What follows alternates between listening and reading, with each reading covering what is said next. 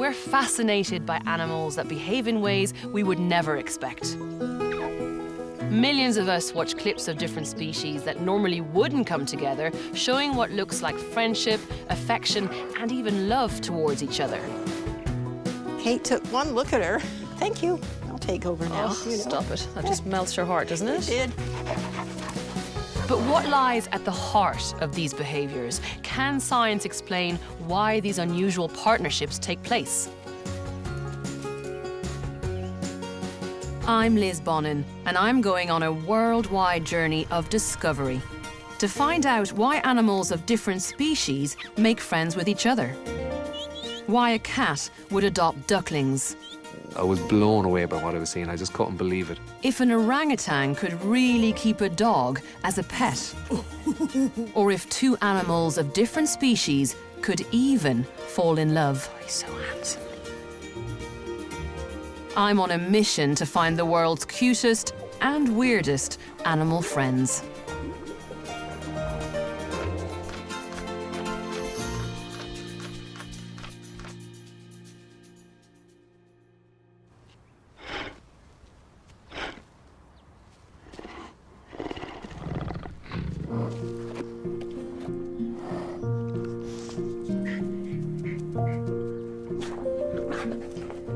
This jaguar and Jack Russell are inseparable.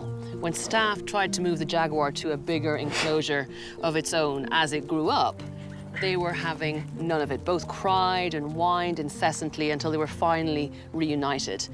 And, you know, this does beg the question, how on earth does this work? Cats and dogs don't normally get along.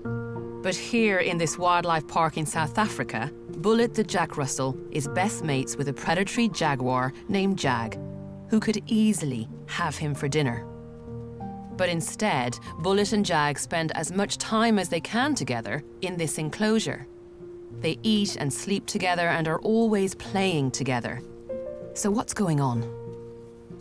For a long time, we've thought that most animals of different species have evolved to stick to their own kind and to generally not get along. But in recent years, the internet has been changing all that. Videos getting hits in their millions are showing different species interacting in ways that scientists didn't think were possible. So how can we explain these relationships? And what can they teach us about how the animal kingdom really works? To find some answers, I'm going to start by meeting a variety of animal odd couples that seem to be the best of friends. And I'm beginning my weird and wonderful journey in Atlanta, Georgia, in the southeast of America, because I've heard about an incredible example of animal friendship between the most unlikely of species. They live here in this refuge with over 1,000 other injured, orphaned, and abandoned animals. So this is Baloo, an American black bear. He's 12 years old, and he's been at this wildlife sanctuary here in Atlanta ever since he was a little cub. And all through his life, even into adulthood, he's been keeping company with a couple of animals, well, you just wouldn't expect. And there's one of them now.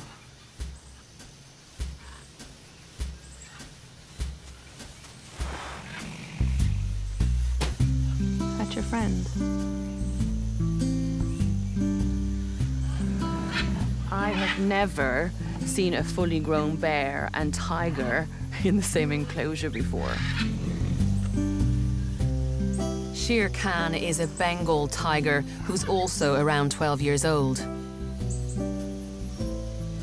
Asian black bears and tigers do share the same territory in the Far East, but when they meet, one of them ends up badly injured or killed. And so to see these two guys, they're around 12 years old, showing so much affection for each other is pretty amazing. The third member of this unlikely friendship is a lion called Leo. The bear's the boss. And then Leo the lion falls in second, and then Shere Khan's a little, you know, he's a little wild child. when they're sleeping in the clubhouse, all three of them, they pile in together. They just know each other and they love each other. Jama Hedgecoth is the founder of this sanctuary, and she's looked after the three of them since they were just a couple of months old. Kept illegally as pets, they were confiscated by the authorities and brought to her wildlife sanctuary. They had been in a dark basement, and they were all kept together. And then the tiger and the lion's noses were busted up, and they're scarred to this day. What absolutely fascinates me is the fact that these are grown predators in their own right, Yes. who are displaying so much affection for each other. Right, yes. What do you think is going on here? Well, they're truly a family. They've never been separated. We tried twice when they first came in, and they wouldn't eat. They cried all day. So after about 8 or 9 hours, I said, oh, well, they're just babies. Let's put them back together. Would you describe these three as friends? Very close friends. I wished I had a friend as close as they are. It's difficult not to think that they are friends, Yes. that they care for each other when you see how they behave with each other. Correct. Yeah. Except for that. Oh, yeah. They get to going. Is this play going on? Oh, yeah, this is play. Shere Khan is pushing Baloo, and Baloo is ready to go to sleep. And Shere Khan does this all the time. He does it to Leo, too. I'm loving Shere And- Khan's personality. Yeah, I mean, Shere Khan is the one that... Look at that. Yeah, stuff. and he'll have Posture. to back down. It's nice to have seen that kind of behavior too. Yes. For some reason, it just makes me happy that they have those kind of. Oh, yes. Well, they Barneys, have you to know? have it. Yeah, they have it's a to good thing. because they're not sedated. They're Yeah, no, real. exactly. That is who they are. I'm amazed by what I've seen. So to get a scientific view, I've asked Clive Wynne, a psychology professor who studies animal behavior, to have a look at this unlikely animal friendship. What do you make of this situation, Clive? It's beautiful. I really love it. I think it's marvelous to see animals that started out such difficult early lives being given such a beautiful home, being given true sanctuary. I think it's a wonderful thing to see. And what do you think about the nature of their relationship? You know, how they behave together and, dare I say, how they might feel about each other? Yeah. Well, so I've been watching them play for a little while now, watching them interact with each other, and I've been thinking about, well, what's the best way to capture what I see? There are elements of rivalry. There is a pecking order here, and I saw the tiger testing the bear a little bit. And you get that with brothers. So I would say it's a brotherhood. Do you think one of the big factors involved in this relationship, especially in the early years, was a certain type of bond to relieve the stress they were experiencing? Yeah, absolutely, absolutely. There's good research. I mean, obviously not on lions, tigers, and bears, but animals at all stages of life, including ourselves, get buffering of stress. It reduces your stress to have a companion with you, a friendly companion with you. And one feels it oneself, right, in your daily life. If you have to go and do something stressful, it's much nicer if you can bring a buddy along. So it seems that the friendship these three found in each other helped them through the tough early days. And over time, it developed into a wonderfully close, lifelong bond.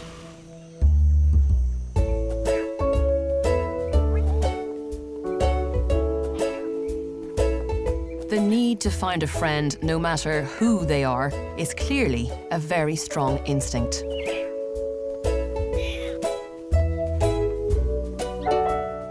You can see it in animals that have been brought together by captivity, particularly if they're very young. Just like this baby chimpanzee who's found a companion in a puma cub. And there's one factor that always seems to be involved in their everyday lives: play.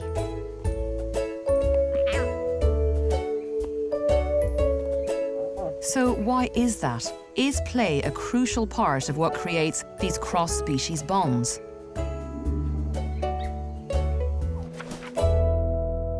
To find out, I've travelled to South Africa, just outside the coastal town of Port Elizabeth, to meet a couple of animal friends who just want to play all the time.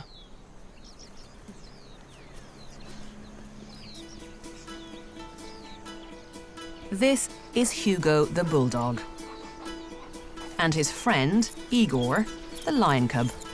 Look at that. Hand-raised in this safari park, they formed a very close bond, and their favourite activity is a bit of rough and tumble.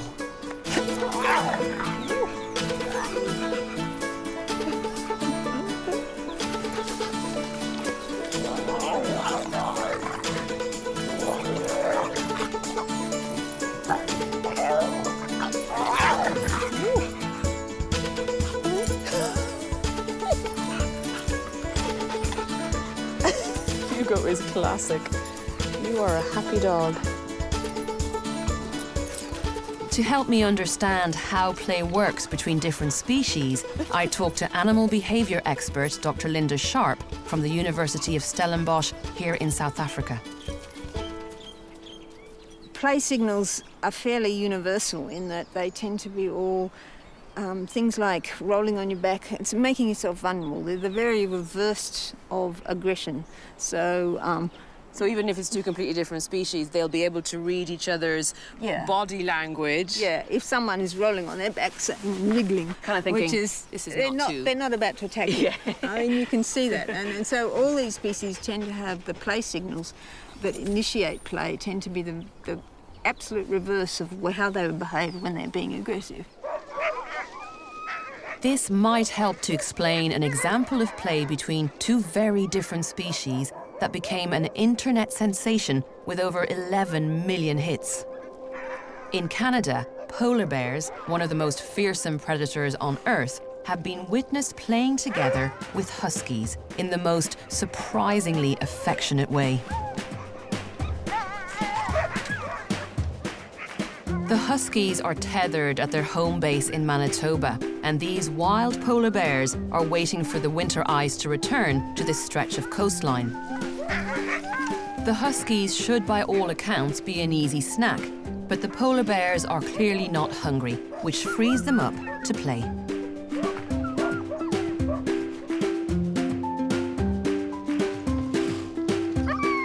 But that doesn't really explain why they would choose to do this. So why does play seem so vitally important, even when it's with a different species? The unusual thing about play is that the behaviours that are incorporated into play are all flight and fight behaviours. You know, they're sort of all excitement. They're things that really hype you up.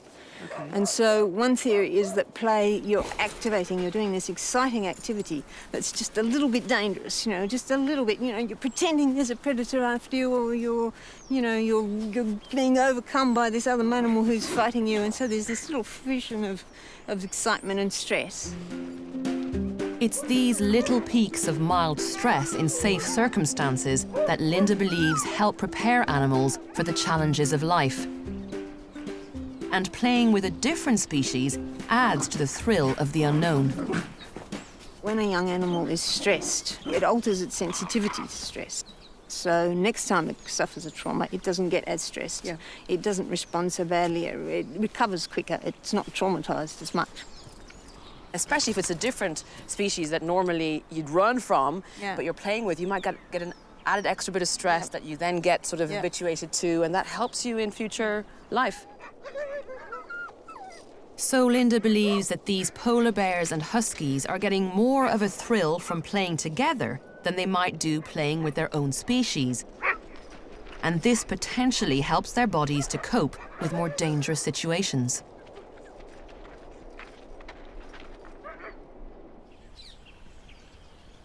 Stress in small doses is clearly beneficial. But too much can be dangerous. I've travelled across South Africa to a secret location to meet an animal that's so reliant on its friends, it will die without them. This is a cross-species friendship that's not only saving lives, it's helping to save an entire species.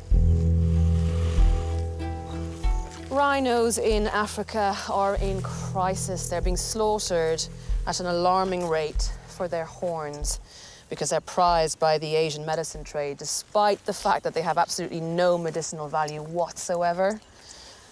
Now, in South Africa, last year alone, 688 rhino were killed. And that's tragic enough in itself, but it gets worse because it's led to an unprecedented number of orphaned, traumatized calves like these two. Now, if they're very, very lucky, they get to come to a place like this. Heavily guarded, it's a relative safe haven where rhinos are brought to help reduce the risk of poaching. But they've also discovered that cross-species relationships can help save the rhino orphans they receive. This is all because young rhinos are surprisingly fragile.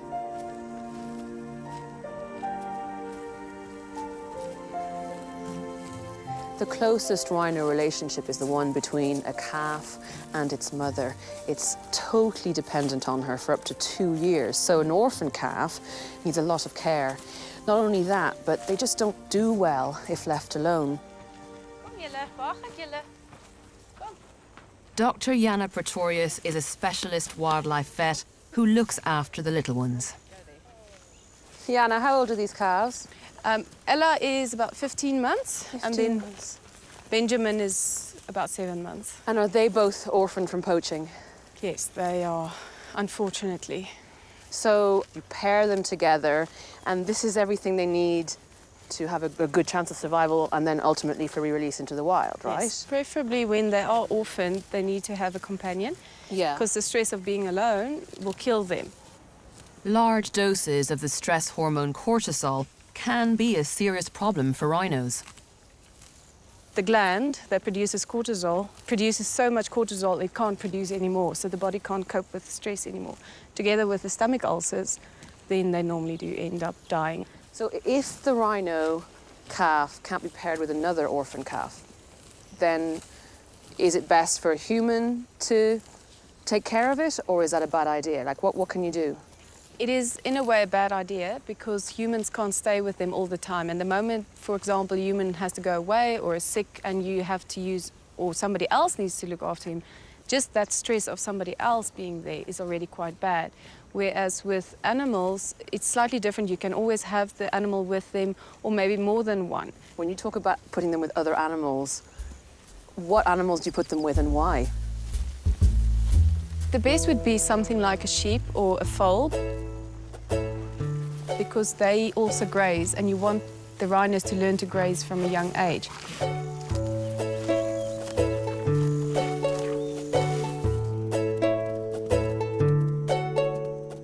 If they're with humans and, for example, dogs, they end up not wanting to graze, and we have seen that where they actually will eat dog food but won't eat grass. So you put them with a sheep, and how close does this bond become? And what is it about that bond that makes these animals de-stress and give them a better chance of survival? It's purely the companionship of not being alone. When they're alone, they're uncertain, they can't see well. They're very insecure animals, the calves. You wouldn't think of a rhino as being timid, but no. Especially the white rhino, they're very timid. I find rhino bums amazing. They're just so fat and gorgeous with a little dinky tail. They're amazing, aren't they? With the careful introduction of a close companion, precious rhino lives are being saved.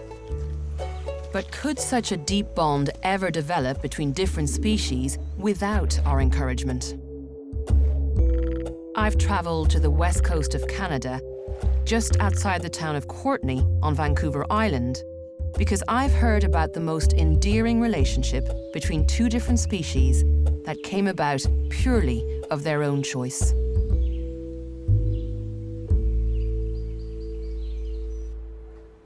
Many companionships between different species develop because of captivity. Circumstances essentially bringing animals together who normally wouldn't keep each other company. But here on this tiny little corner of Vancouver Island, two animals have been hanging out together for years, and they're both free to come and go as they please.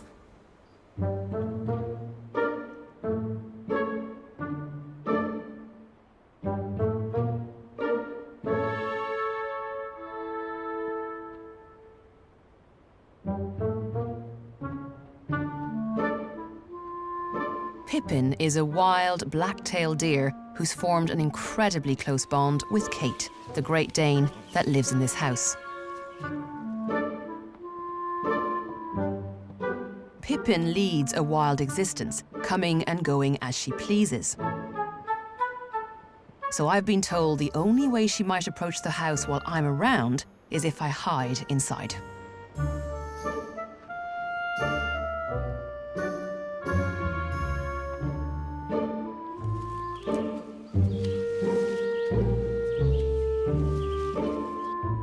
"5 years ago, Kate's owner, Isabel Springett, discovered Pippin in the woods when she was just a tiny newborn fawn. She left her there hoping her mother would come back and find her, but it didn't quite work out that way. The next day, I started hearing the crying, and that went on for 3 days. So that was it. I thought, this is crazy. I'm taking her in. And the only reason I put her on the dog's bed is because it was the only spot to put her. Yeah. And Kate took one look at her, and that was it. It was, thank you, I'll take over now, you know. Stop it. That just melts her heart, doesn't it? It did, yeah. This is a film Isabel took of those early days together. There is this maternal behavior going on with Yeah, Kate. definitely. Yeah, she never had puppies, but when it comes to little things, she's maternal. But did Kate ever suckle? No, she had Pippin? nothing No. to suckle with, Okay, but she would try. Really? Oh, boy, did she So try. Pippin tried to suckle? Yeah, Kate would stand there and she'd be bunting and bunting and bunting. And Kate was so patient. She never told her off. Really? No. And we'd be getting the bottle ready and she would be bunting and sucking on nothing, you know. Poor Kate, I used to feel God, sorry and poor for Kate her. was like, it's okay, I'm just going to take it. She'd just hump her back and stand there.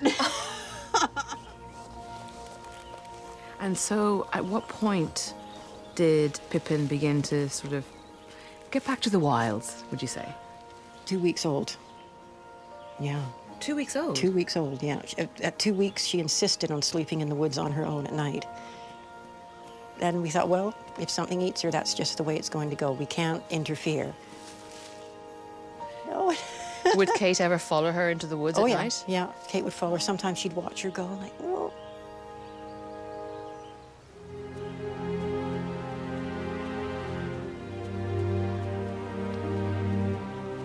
She's gone.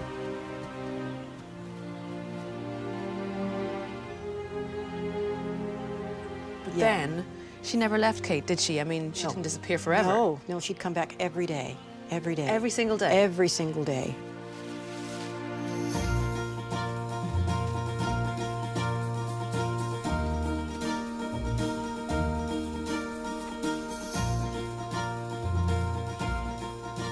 So how long did this maternal behavior carry on? Probably till Pip was about 6 months old. And then it sort of turned into a friendship, playtime, buddy thing.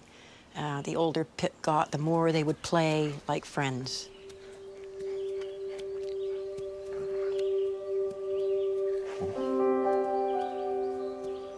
It's nothing like I've ever seen before. It's not like a dog and a dog playing. It wasn't like a deer and a deer playing.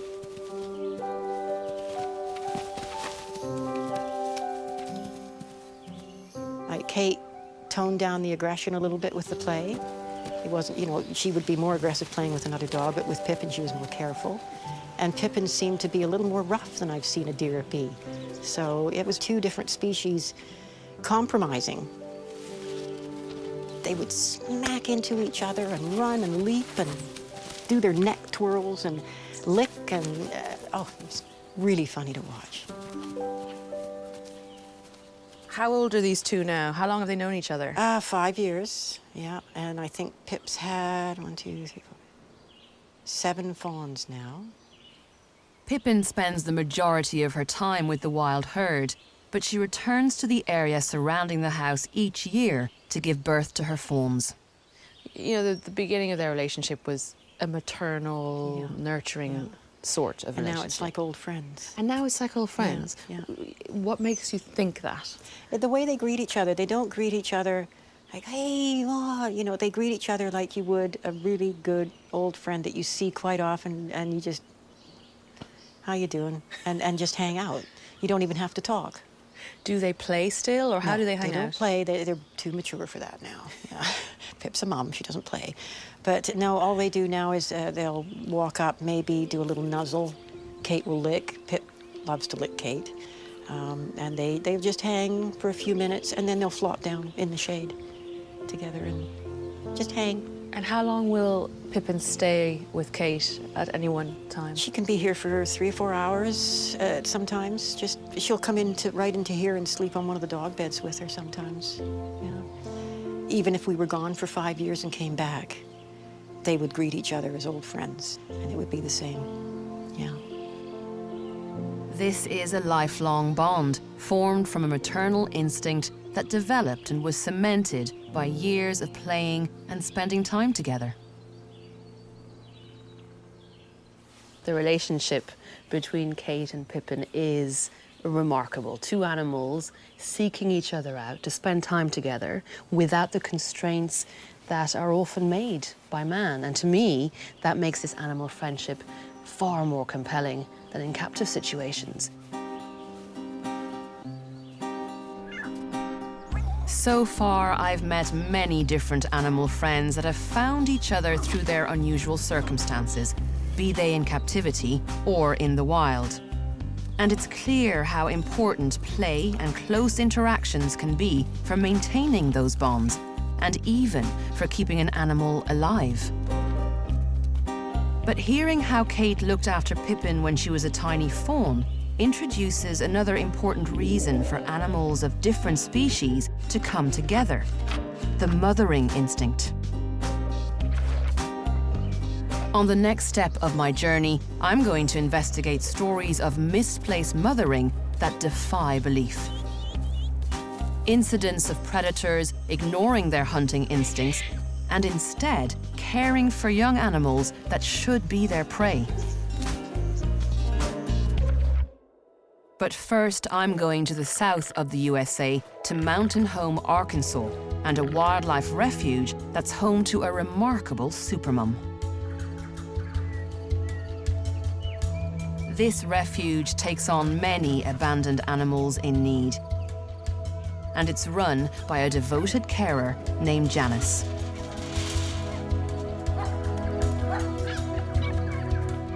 But it's her capybara, Cheesecake, who's the star of the show.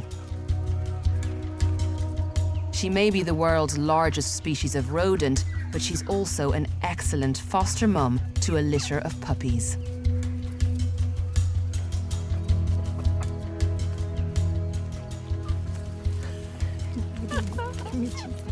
So how did this scenario arise, Janice? I mean, this capybara is surrounded by I don't know how many puppies, I've lost count.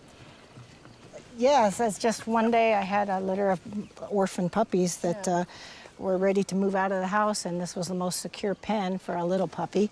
And I knew she was social with other animals, and she took right to it, and she's had every litter since. And So how many litters has she had? well, this year alone, she's on number 4, and there's another one coming up soon. So You get, unfortunately, a lot of puppies given to you from abandoned litters. I rescue a lot of pregnant mamas, or mamas that just have given birth that are in dire straits and nowhere to go. And it's one of the specialties I do with special needs animals. So it's an unfortunate situation, but when you say that the capybara mothers these pups, what do you mean? She sleeps with them. She eats with them. They'll play with her. They'll groom her, and she seems to enjoy it. I think she just has kind of that aura around her that makes them feel safe and secure. Cheesecake has never had her own young. But being a capybara, she knows exactly what to do with this lot. In the wild, capybara help to look after each other's young, sharing the parenting duties. And what she's demonstrating is just how powerful that mothering instinct is. So perhaps Cheesecake here, in this captive situation, has become such an excellent foster mother because her natural instincts to take care of little ones have kicked in. And I'm taking that one home. You know that, don't you? Yeah, you can have that Good one. stuff. The mothering instinct may come easily to a plant-eating supermum like the capybara. But can it explain why a predator would choose to mother what would normally be its prey? In Ireland, just outside the town of Clara, County Offaly, lives a young couple with the most remarkable story to tell. Ronan and Emma Lally own a small farm that they run alongside their day jobs.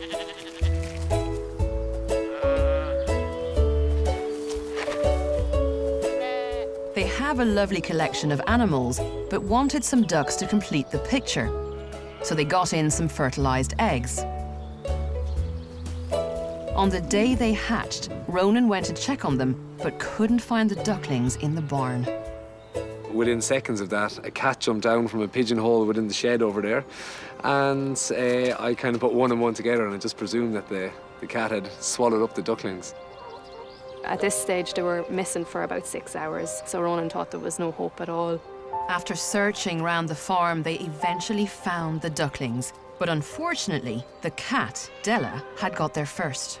I ended up catching the cat with a duck in her mouth at this stage, and it really looked, Ronan was like, she's going to kill the duck. I was thinking, oh no, Yeah. we're only after getting them back, and now she's going to eat them right in front of us. Then Emma noticed something unusual. I was like, Ronan, she's not actually forcefully holding this duck. That's when the amazing thing happened. We put the cat down, put the ducklings down, and then all of a sudden the 3 little ducklings waddled straight underneath the cat. The cat lay down on her side, put her paw over one of the little ducklings, and was kind of nursing the duckling in towards us. So we were, I mean, just absolutely blown away with this. Because normally cats would eat little small birds, but it was awesome. It was just incredible to see it. She was very content at this stage. She was purring and she was really loving towards the ducklings. When I was petting her down, I noticed that she actually had given birth to 3 kittens only within an hour or so beforehand. It was a very lucky coincidence for the ducklings that the cat found them just after giving birth herself. For a narrow window of a couple of hours, mothering hormones will have been coursing through her body, causing her to love and nurture any small, warm, furry creature she found next to her. I have no doubt whatsoever that the cat was thinking dinner if she had seen them either maybe a couple of hours before or a couple of hours after. I've no doubt that she would have put the napkin around her neck, knife and fork, salt and pepper, the whole lot. But it was when they came to move the unusual family into a safer spot that they got an even greater surprise. As soon as we lifted up the cat, that's when we were totally amazed, because the ducklings were actually latched on to the cat's nipple, so... They were hanging from her. Yeah, it was very, very bizarre. When we seen them breastfeeding, we just thought, oh my God, Yeah. there's something very, very strange happening here, and something very strange and also something very unique, you know? Duck mums don't produce milk, and ducklings are born ready to find their own food and water from their surroundings. So to see them suckling a cat is extraordinary. Experts can only guess that their natural foraging instinct caused them to come upon the milk as an unexpected food source. And their desire for warmth and comfort kept them close to their foster mother. Ronan was keen to separate the ducks, fearful the cat's predatory instincts might kick back in. But Emma, being a midwife, recognized something that she regularly sees at work. There was just so much love there, you know, and like I see it every day in the labour ward. They just want to hold them babies so tight and close. It's a moment that just lasts forever, and I could see that happening with the cat and the ducks. It just took me a while to convince Ronan. Like I says, Ronan, they're just so in love. They love each other. Like, you can't break this bond. It's amazing. Before long, the ducklings started to outgrow the kittens and gain their independence, something the cat wasn't so happy with. These ducks, her yellow kittens, were a lot more active, and she found it hard to control them. She was trying to bring them back underneath her and say, now be good like your brothers and sisters.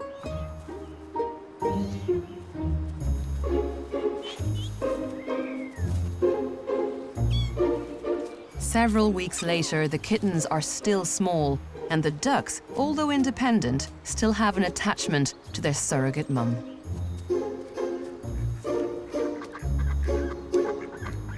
So it would seem that this rare coincidence of a cat giving birth just as the ducklings were making their first steps into the world resulted in this remarkable situation.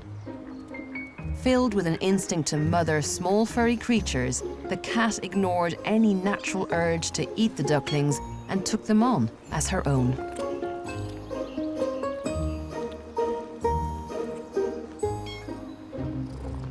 Now, it could be argued that all of this only happened because it was a domestic situation with animals that were unusually close to each other. But there are other examples that suggest the mothering instinct is so strong, this can even happen in the wild. A few years ago, the most surprising example of misplaced mothering took place in Kenya. The story of this lioness and oryx has an unhappy ending, but not for the reason you might think. A newborn oryx, surely just minutes from being this lion's next meal. But to the complete amazement of the rangers who were monitoring the situation, the lioness didn't try to eat it. Instead, she cared for it as if it were her own young. Just like the cat with her ducklings, a strong instinct to protect and nurture was overriding the predatory instinct to kill it. Many theories were put forward as to why she was behaving in this way, and the consensus was that she was a young lioness who'd gone through some kind of traumatic experience involving being separated from her pride, and as a result, her mental state had led her to want to nurture this calf in some way. But unfortunately, the relationship came to a sudden end. When the lioness took her eye off the calf for just a few moments, a male lion pounced and killed it.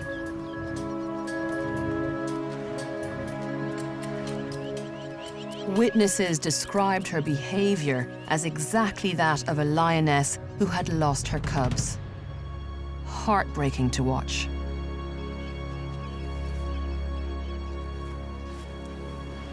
Everyone thought that was the end of the story. But the lioness went on to adopt not one, but 5 more oryx calves. Now, none of the relationships lasted as long as the first one, but this continuing fixation points to a traumatized animal, desperate to nurture, even if the young in question isn't her own species. The lioness was always going to struggle to keep the calves alive, especially as she wasn't able to feed them. But there is an example of cross-species mothering I've read about that caused a real stir in the scientific community, because not only was it in the wild, but it was long-lasting.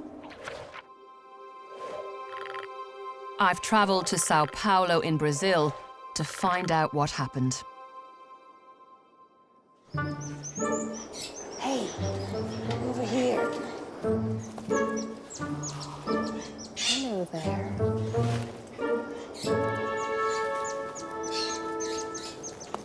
These little fellas are called marmosets. They're one of the world's smallest monkeys. I mean, this is it. They get this big when they're fully grown. Is it even conceivable to think that one of these could be adopted by a completely different species out in the wild? They are so absurdly cute. I mean, what animal wouldn't want to adopt them? And one group of scientists discovered exactly that. It occurred in a forest reserve in the heart of Brazil, between a baby marmoset and a group of capuchin monkeys.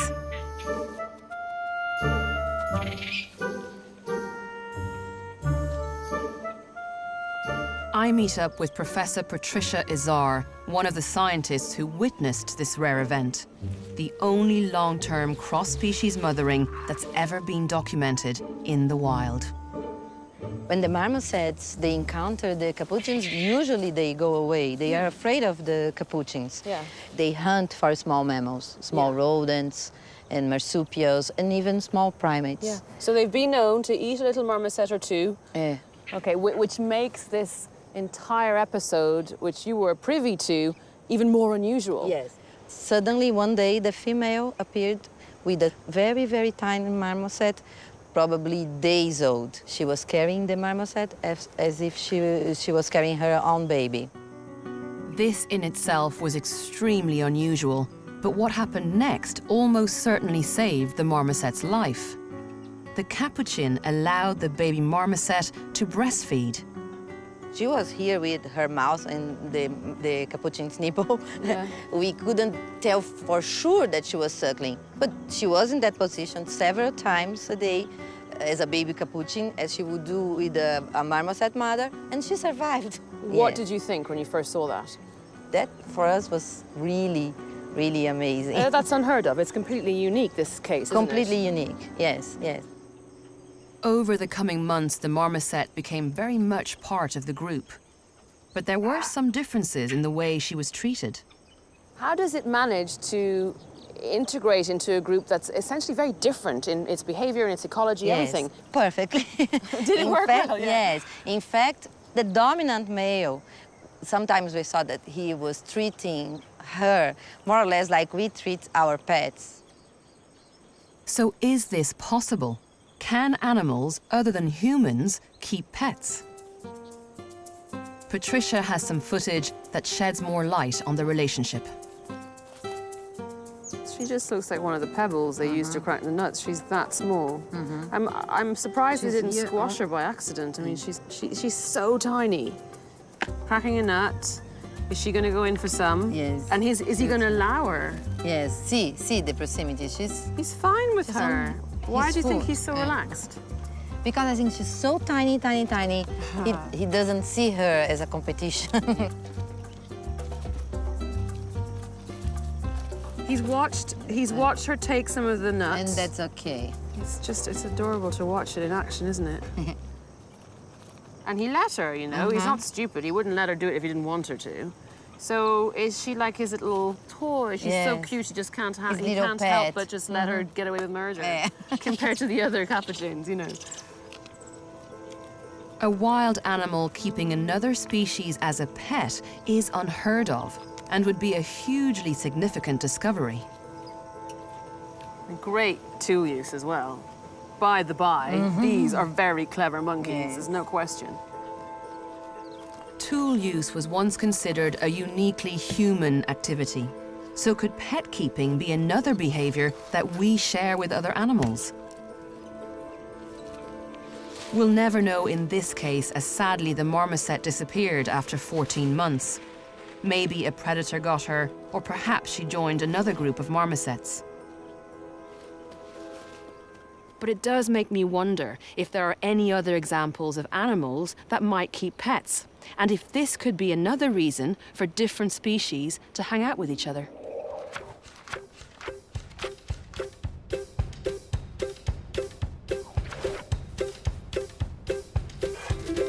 I've tracked down another unusual friendship from a clip I've seen on the internet. It might just be an example of pet keeping in animals, and one that I can visit for myself. The animals in question live on the east coast of the US, near the tourist resort of Myrtle Beach in South Carolina. To track them down, I've headed away from the crowds to a quiet suburb on the banks of an inland river system.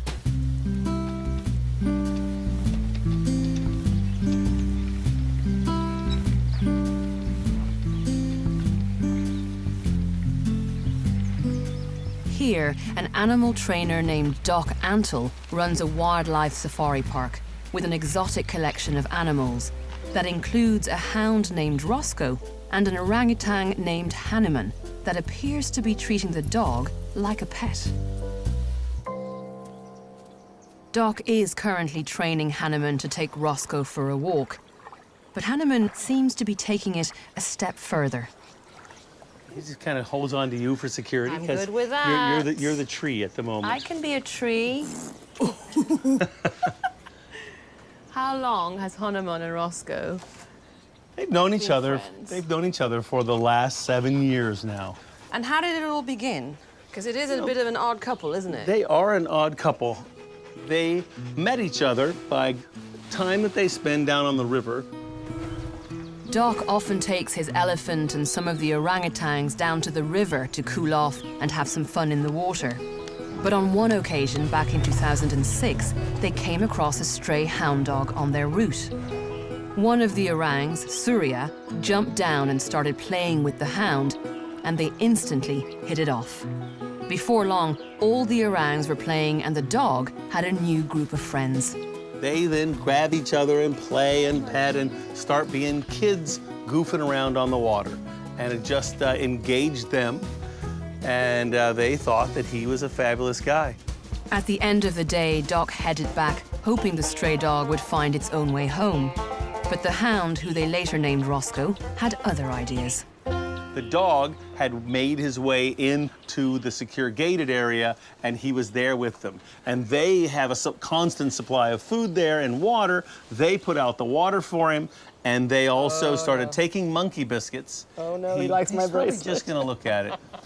They started taking monkey biscuits and handing him monkey biscuits. And the next So time they were like, we want to hang out with Roscoe. and Roscoe was in that state of really hunger, and he ate everything they would give him until he was it looked like he'd swallowed a basketball.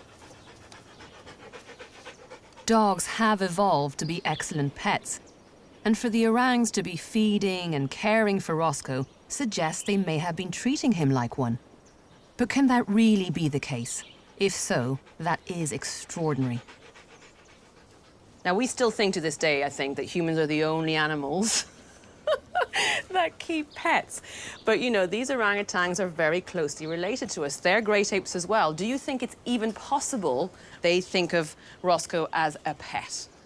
I think that it is like a boy and his dog. Says, I've got my pet dog, we'll go out, we'll play fetch, we have an incredible time together. I love my dog.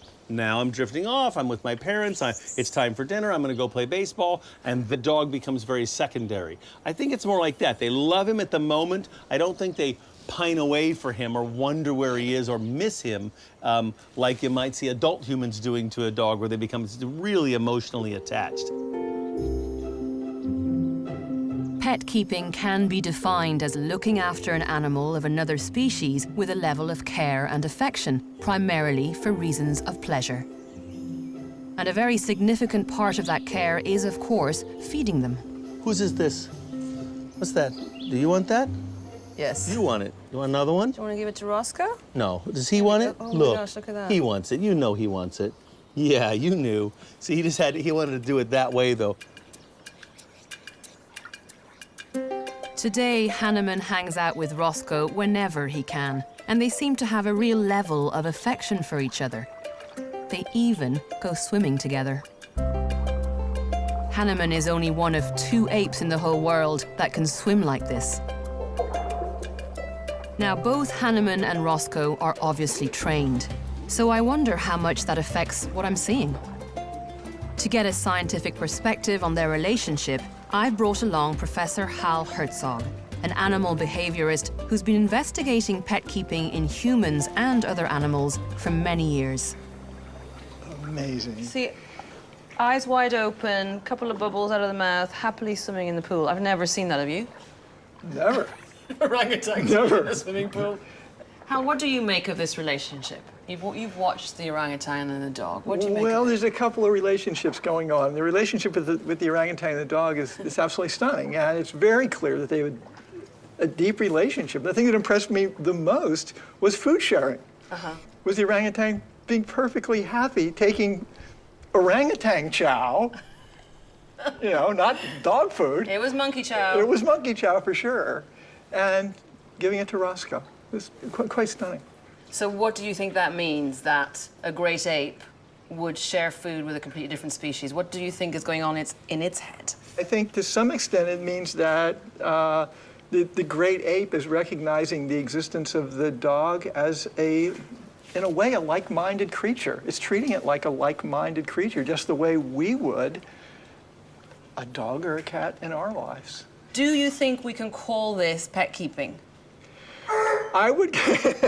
Roscoe doesn't Roscoe think so. thinks so. You say yes. I say Roscoe see, said I'm yes. far too cynical in my old age. What do you think?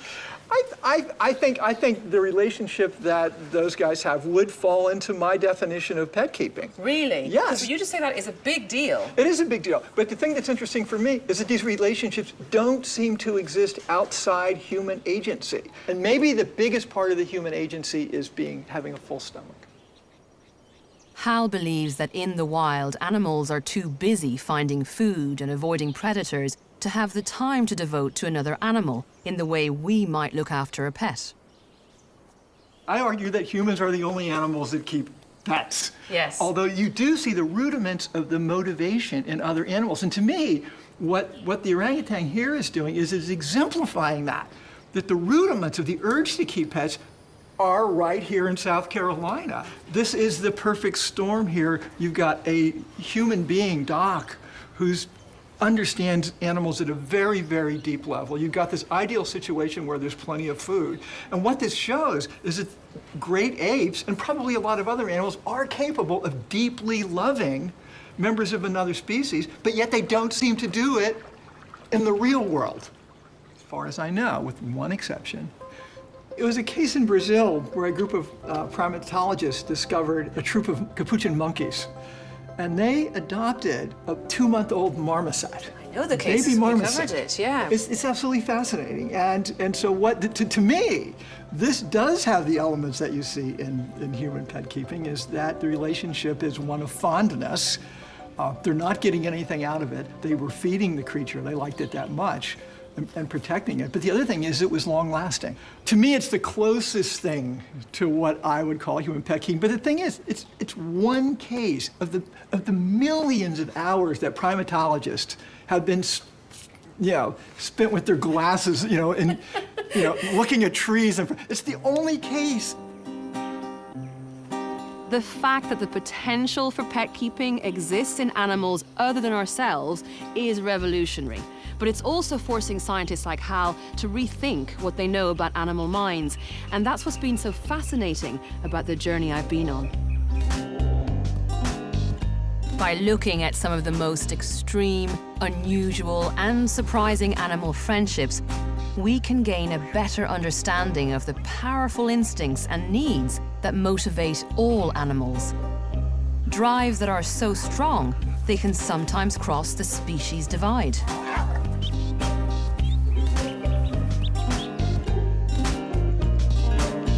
But there is one last pairing that truly challenges what science knows about animal relationships. And that's because it involves a question of animal attraction and possibly even love. And to witness this odd couple, I'm visiting a safari park in South Africa, not far from Pretoria, to meet a kudu, a species of antelope, named Charles. He's a fine specimen. Charles is a male kudu, and he belongs to a wild herd here in this reserve in South Africa. Now, in a kudu herd, only the dominant male breeds at any one time, and the rest of the males disperse into bachelor herds, or they become solitary kudus until they get the chance to usurp the alpha male and grab the throne. And Charles is one of these solitary males, for now at least.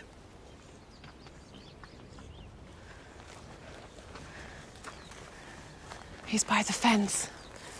However, this hasn't curbed Charles's desire to find a mate. And in a neighboring reserve lives a female he's taken a fancy to. When Charles was almost a year old, he began keeping company with a female he probably shouldn't be seeking out in the first place. And the only way he could reach her was by jumping this fence.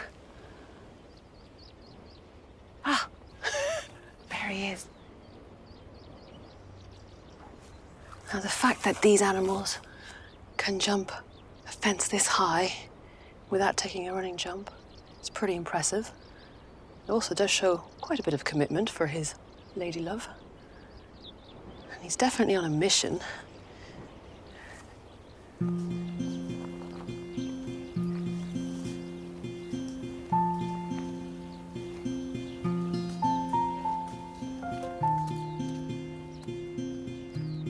Now, ever since he's followed her around, he's been hanging out with her, and the rangers have called this female Camilla.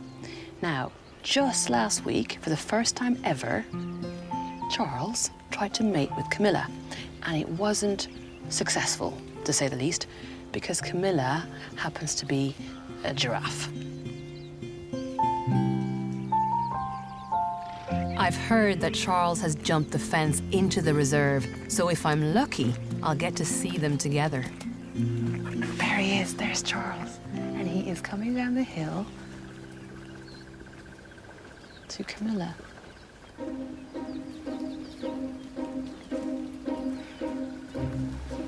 God, he's so handsome. I can see why Camilla might be attracted to him.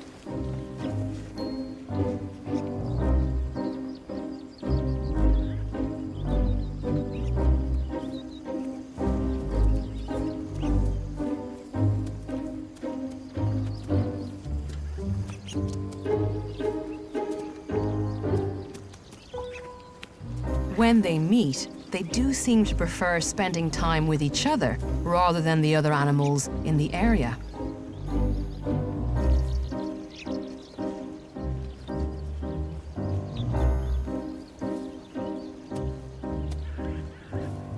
And it certainly looks like Charles and Camilla are more than just good friends.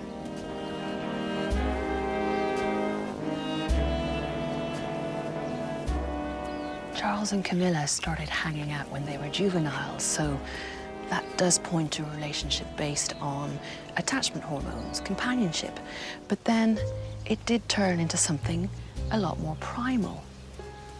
Now, in the wild, some animals have been known to be attracted to females from another species that resemble a fatter, healthier, more fecund version of their own species. But when you look at this kudu and this giraffe, it's kind of pushing that theory to the extremes, isn't it? So, is this a rare anomaly? Or is it just that we haven't been able to understand this kind of behavior yet? Either way, I love this story because it just goes to show how much we still need to learn about the animal kingdom.